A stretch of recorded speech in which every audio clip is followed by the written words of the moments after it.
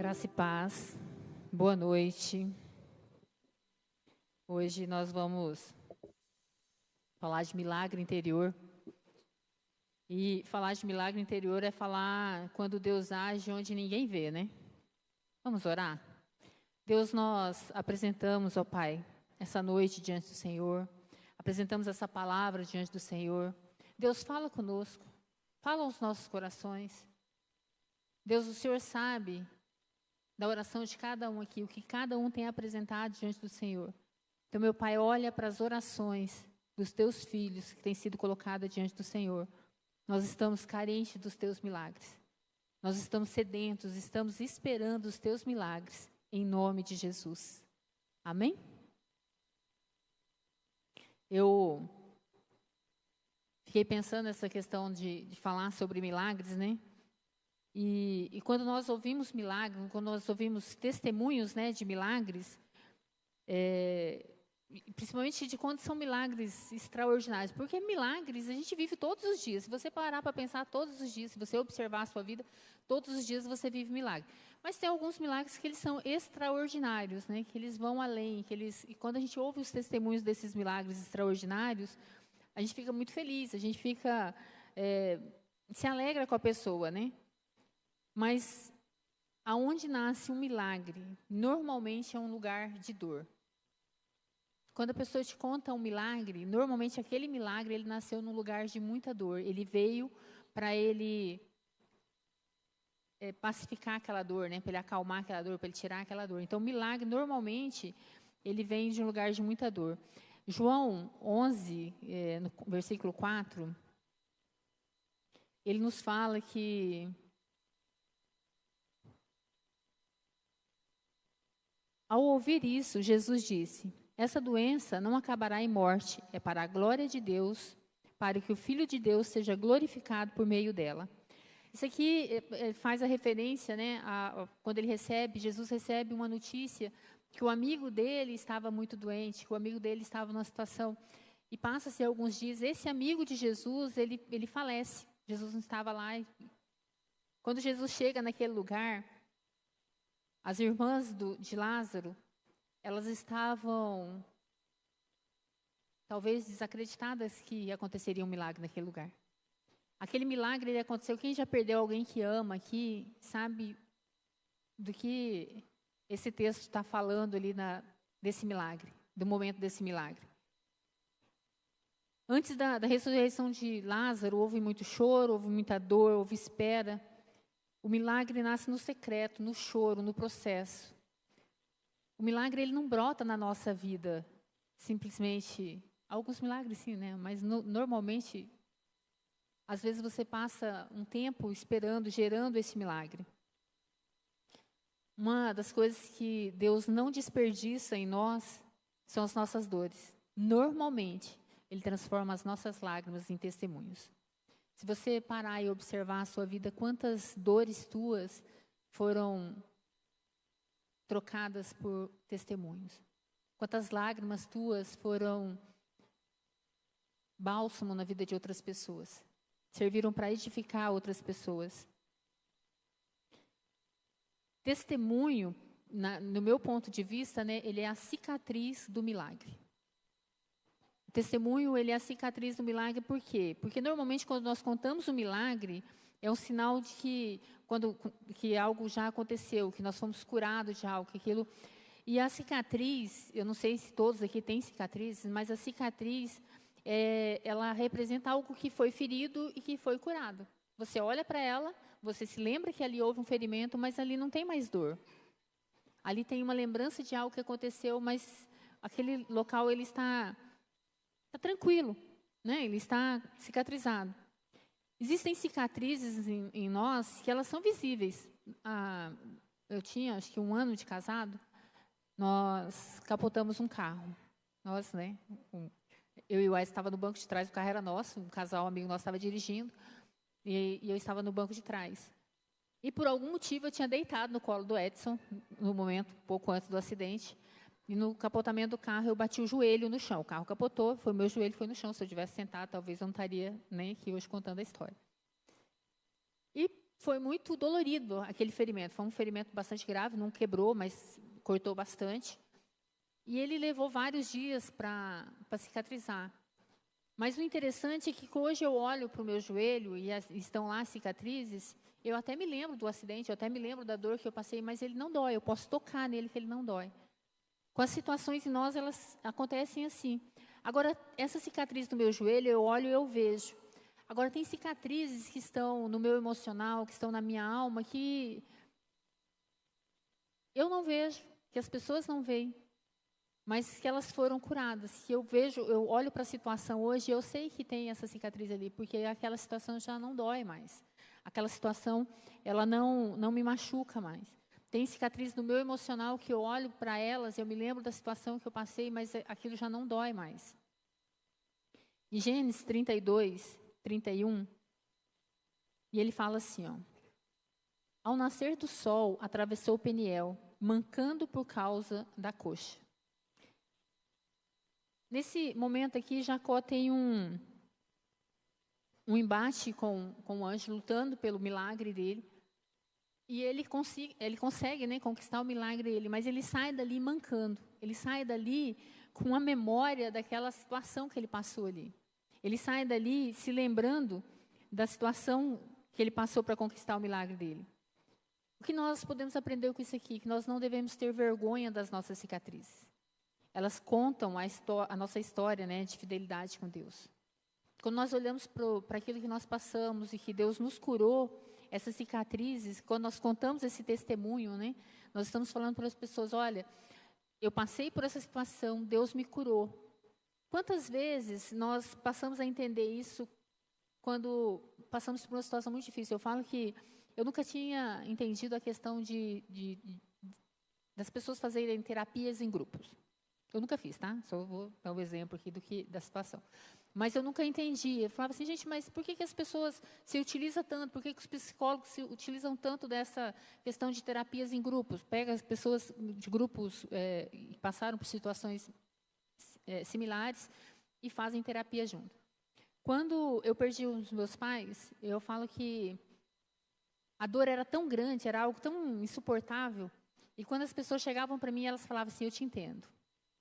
Gente, eu sou crente. Porque a vontade que eu tinha era de dar um murro na cara da pessoa. Eu falava, você não me entende. Eu me irritava. Era tão assim, eu ficava tão indignada. Eu falava, como é que entende? Só que quando uma Elaine chegava para mim e falava assim, olha, eu te entendo. Eu sabia que ela me entendia. Quando o Roberto, que fazia pouco tempo que havia perdido a mãe dele, ele chegava para mim e falava assim, eu te entendo. Eu sabia que ele me entendia. E eu entendi que o testemunho das pessoas, as dores delas curadas, elas serviam de bálsamo sobre a minha vida. Eu sabia que as cicatrizes delas serviam de bálsamo, porque eu olhava para a minha ferida que estava sangrando e eu falava assim, se a deles Deus curou, a minha Ele vai curar também. Então, as cicatrizes que ninguém vê, né, que são as dos nossos emocionais, elas são muitas vezes muito mais comuns do que a gente imagina. Quem nunca, né? Quem nunca passou por uma rejeição? Quem nunca passou por uma traição? Quem nunca passou por uma perda? Em Salmos 34, 18, ele fala assim, ó, o Senhor está perto dos que têm o coração quebrantado e salva os de espírito abatido. O Senhor, Ele conhece o nosso coração. Muitas vezes a gente está tão machucado, a gente está tão necessitado de um milagre, que a gente não tem coragem de chegar para o outro, para o igual, e falar, olha, eu estou passando por isso aqui, me ajuda, ora comigo. E aí a gente vai diante do Senhor e se derrama diante dele. Essa semana eu ouvi uma avó me contou uma história, eu achei muito interessante, que ela tem uma netinha pequenininha, e ela chegou para a netinha dela e falou assim, o que será que essa criança pensa? Mas ela falou para a neta dela, tem 2 anos. Aí a netinha dela olhou para ela e falou assim, ela pensa em balinha, ela pensa, e ela abriu o coração dela para a avó dela. A mãe não gosta muito de dar balinha, né, Aline? Para a criança. Então, muitas vezes nós somos assim. Deus chega para nós e fala o que passa no coração dessa pessoa, né? Será que nós temos essa coragem de abrir diante de Deus e falar assim, Deus, olha, passa isso no meu coração. Eu estou vivendo essa situação, eu preciso de cura, eu preciso de remédio aqui nessa situação. Eu pergunto para você nessa noite, qual área da sua alma você precisa de um milagre? Porque nós somos espírito, alma e corpo. Na nossa alma acho que mora o grande problema, né? A nossa alma é onde ficam as nossas emoções. O nosso espírito, ele se relaciona com Deus. Nós temos um corpo, né? E a nossa alma é o nosso emocional, é a nossa... Quantas vezes nós permitimos que a nossa alma ela fique abatida? Quantas vezes nós permitimos que as coisas, os ferimentos dela nos afaste de Deus, nos afaste daqueles que nós amamos, né? E é muito interessante que muitas vezes nós rejeitamos o nosso milagre porque ele não vem na embalagem que nós queremos. Quantas vezes nós estamos orando por algo e às vezes as coisas chegam para nós e nós falamos, não, mas não é bem isso que eu quero. Não foi bem assim que eu orei. Eu lembro que, para quem nos conhece há mais tempo, eu sou apaixonada por cachorro. E eu decidi que eu não quero mais ter, tá, gente? Eu ganhei um de aniversário agora, no meu último aniversário, eu falei, eu não quero, por favor, não me deem, não quero mais cachorro. Mas eu tive um casal de pincher. E um cachorro grande, o Ted, que ele se achava muito valente, né? Ele foi num cachorro grande na rua, o cachorro matou ele na porta da minha casa. E tinha a Chloe. A Chloe viu a situação e ficou tendo crise de pânico. Foi uma situação bastante difícil, passando um tempo bem, bem difícil com ela. E passou-se o tempo, acho que um ano depois, nós viajamos e eu cheguei e a Chloe não estava... Ela estava legal, na mesma semana que a gente chegou, ela ficou meio doentinha e tal. E eu lembro que eu cheguei em casa na hora do almoço e ela não veio me receber. Eu achei muito estranho, porque ela sempre vinha. Eu fui na caminha dela, ela estava deitada. Eu liguei para a Regina, falei, Regina, tem algo acontecendo com a Chloe. E ela falou, traz aqui. Levei, ela fez exame de sangue e tal, e ela estava com uma doença muito grave. E eu fui pesquisar sobre aquela doença, e a doença falava de uma situação que deixaria o animal numa situação muito triste. E a Chloe tinha passado por muitas enfermidades já. E aí, à noite, eu deitei no sofá para me ficar com ela. E eu orei. Falei, Deus, eu prefiro que o Senhor leve a Chloe. Eu não quero ver ela passando por isso. Porque dos sintomas da doença que ela tinha, o animal ia ficando tão ruim que sangraria pelo ouvido, sangraria. Falei, Deus, eu não quero ver ela passando por isso. Eu prefiro que o Senhor leve. Isso era meia-noite. Quando foi 2h da manhã, eu ouvi um barulho. Eu acordei e a Chloe tinha morrido. E eu acho que foi uma das madrugadas mais longas que eu tive. Porque eu não acordei o Edson. Eu fiquei das 2 da manhã até às 6 com ela. E eu falei assim, a vontade que eu tinha, falar, Deus, há uma possibilidade de eu desorar para que a cachorra não... E eu fiquei pensando nisso depois, quantas vezes nós fazemos isso, né? Nós oramos, nós pedimos, Deus nos envia um milagre, e quando o milagre chega, ele não é exatamente aquilo que você imaginou, da forma que você imaginou, você fala, Deus, eu posso devolver o milagre? Lá nos Estados Unidos você compra as coisas e com muita facilidade você devolve. Muita facilidade. Você não precisa explicar, você, não gostei, vou lá e devolvo. E eles não te questionam, eles não falam nada. Eles pegam ou devolvem teu dinheiro, ou acreditam o dinheiro de volta no teu cartão. Quantas vezes que com Deus nós fazemos assim, né? Nós pedimos algo, Deus nos dá, e aí eu olho para aquilo e falo assim, não é bem isso. Posso devolver, Deus? Só que não funciona assim, né? Às vezes, nós esperamos que as coisas venham de forma grandiosa, né? Mas, muitas vezes, Deus envia algo de forma muito simples. Nós temos um exemplo disso quando Naamã, que queria tanto um milagre, né? E ele era um general, um cara muito respeitado, um cara muito conceituado na sociedade. E uma serva dele fala para ele, olha, lá na minha terra tem uma pessoa que se o senhor for falar com ele, ele tem a solução para o seu problema. E eu imagino que aquele homem, ele se encheu de esperança e ele falou assim, Eu vou lá, porque eu sou um homem muito poderoso. Como eu sou um homem muito poderoso, eu vou chegar lá, vai acontecer. E ele foi fantasiando na cabeça. Quantas vezes, né? Nós oramos e nós fantasiamos na nossa cabeça de que forma Deus vai entregar o nosso milagre, né? Em 2 Reis 5, a partir do versículo 10, ele fala assim, ó. Eliseu enviou um mensageiro para lhe dizer: vá e lave-se 7 vezes no rio Jordão. Sua pele será restaurada e você ficará purificado. Mas Naamã ficou indignado e saiu dizendo: eu estava certo que ele sairia para me receber. Invocaria de pé o nome do Senhor, seu Deus. Moveria a mão sobre o lugar afetado e me curaria da lepra. Não são os rios de Abana e Fafar, em Damasco, melhores que todas as águas de Israel? Será que não poderia lavar-me neles e ser purificado? Então foi embora dali furioso. Mas os seus servos disseram: meu pai, se o profeta lhe tivesse pedido alguma coisa difícil, o senhor não faria? Quanto mais, quanto ele apenas lhe disse para que se lave e seja purificado. Assim ele desceu ao Jordão, mergulhou 7 vezes, conforme a ordem do homem de Deus, e foi purificado, e a sua pele tornou-se como de uma criança. Quando nós olhamos para essa história aqui, nós ficamos pensando que quantas vezes nós fazemos dessa forma, né? Às vezes é algo muito simples que nós precisamos fazer, mas nós queremos algo muito enfeitado, porque aquilo está tão simples que você não acredita que aquilo vai funcionar. Você quer complicar tanto que você fala: não. Nós fomos lá no Jordão.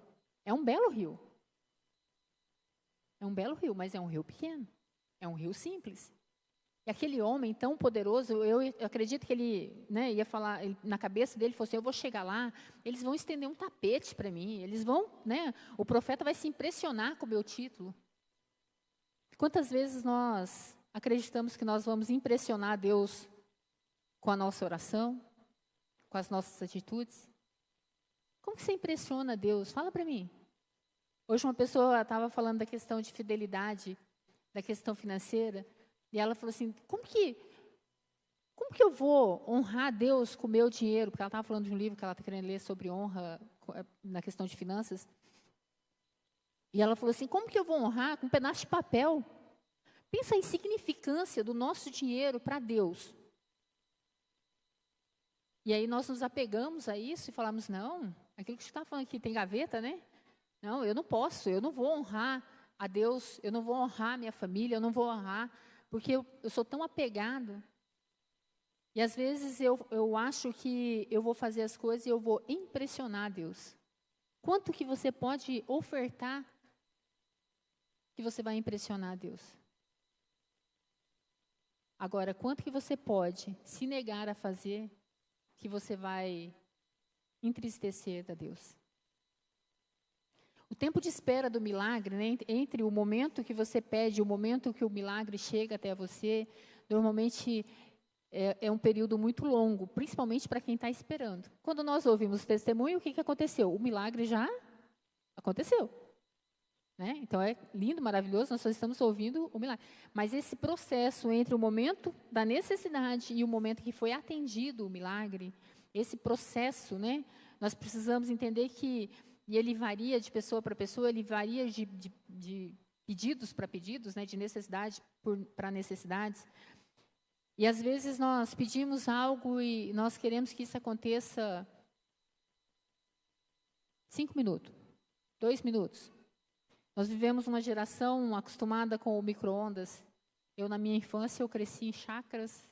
Eu falo que a nossa geração, ela foi uma geração que ela viveu várias etapas, né? Nós vivemos o mundo analógico, não tinha energia na chácara em que eu nasci, o fogão era lenha. Então, nós vivemos e eu vi esse mundo de tecnologia, o avanço dela. Mas hoje, nós pegamos uma comida e colocamos no micro-ondas, com 2 minutos essa comida está pronta. Então, nós vivemos esse processo de querer que as coisas aconteçam dessa forma, de que a cada 30 segundos que eu orei, se Deus não me respondeu, ele já está demorando. Quando nós olhamos para a história de Abraão, Ele orou por 25 anos pela promessa dele. Ele, em Gênesis 21, 2, ele fala assim, ó. Sara engravidou e deu um filho a Abraão em sua velhice, na época fixada por Deus na sua promessa. Deus, ele trabalha em um tempo diferente daquilo que nós queremos. Mas quando nós olhamos para essa história que entre o momento que foi prometido a Abraão, que ele seria pai de uma grande nação, até o momento que ele tem o filho dele, ele passa por esse período. Esse milagre ele esperou por 25 anos, mas quantos milagres esse homem viveu ao longo desse ano, ao longo desses anos? Muitas vezes nós estamos assim, nós estamos à espera de um milagre. Estamos vivendo vários milagres. Olha para a sua vida. Quantos milagres você tem vivido? E muitas vezes nós não valorizamos esses milagres que Deus tem feito. Mas o maior milagre que nós podemos experimentar aqui na terra é o milagre da salvação. Em Efésios 2:8, ele fala assim, ó. Pois vocês são salvos pela graça, por meio da fé, e isto não vem de vocês, é dom de Deus. Não adianta eu sair andando sem mancar, mas sair sem Cristo. Não adianta eu ter um físico perfeito, mas ter uma alma deformada, ter um espírito desconectado de Deus. Eu quero, nessa noite, quero chamar o pessoal do louvor para cá. Eu quero orar com vocês. Orar com vocês para que haja cura, para que haja saúde, para que haja cura no teu físico, para que haja cura no seu emocional, para que haja cura no seu espiritual, para que haja restauração na sua família, para que Deus abra as portas, que muitos têm pedido, né? Mas principalmente para que haja salvação, para que a gente possa entender que Deus nos fez para viver com Ele. Nós temos uma dificuldade em entender esse tempo nosso aqui, porque nós somos seres eternos em um corpo temporal. Aqui é um tempo. Depois daqui é para sempre. Então que a cada dia nós possamos caminhar fortalecidos, curados, mas que aquilo que está em nós, a cada dia nós possamos testemunhar de forma que haja cura naqueles que estão próximos de nós, que haja salvação naqueles que estão próximos a nós, que haja transformação. Como eu disse aqui um outro dia, que nós possamos constranger as pessoas com o amor de Deus que há em nós. Amém? Deus, nós apresentamos cada um aqui. Espírito Santo, que haja cura, que haja transformação. Pai, olha para nós. Nós não queremos achar que as águas do Jordão não servem para nós. Nós não queremos, meu Pai, achar que nós somos merecedores de algo, porque de alguma forma o nosso ego, ó Pai, de alguma forma o nosso jeito de ser, ó Pai, nos faz achar que somos merecedores de algo a mais. Não, meu Pai. Nós queremos ter um coração transformado. Nós queremos um coração cheio do Teu amor. Nós queremos, meu Pai, olhar para as pessoas com o Teu olhar. Oh, Espírito Santo, que o nosso testemunho sirva de bálsamo para a vida das pessoas. Que o nosso testemunho, ó Pai, encontre os corações sedentos do Senhor. Espírito Santo de Deus, que as palavras que o Senhor coloca na nossa boca encontre guarida na vida das pessoas. Que as nossas palavras, meu Pai, seja bálsamo, seja doce. Que as nossas palavras sirvam de transformação, a começar por nós, meu Pai. Que os nossos corações sejam transformados pelo Senhor. Que quando, ó Pai, nós tivermos algo que trouxermos diante do Senhor, que nós não venhamos questionar a forma que o Senhor nos entrega. Espírito Santo de Deus, nós queremos viver tudo que o Senhor tem para nós. Pai, quando aquele general desceu naquelas águas, meu Pai, a Tua palavra diz que ele subiu com a pele como de uma criança, completamente restaurada. Pai, assim nós queremos que esteja a nossa alma, como de uma criança, completamente restaurada. Cura os nossos traumas, cura as nossas feridas, cura as nossas percas, para que nós possamos, fortalecidos no Senhor, caminhar sempre contigo, em nome de Jesus. Amém?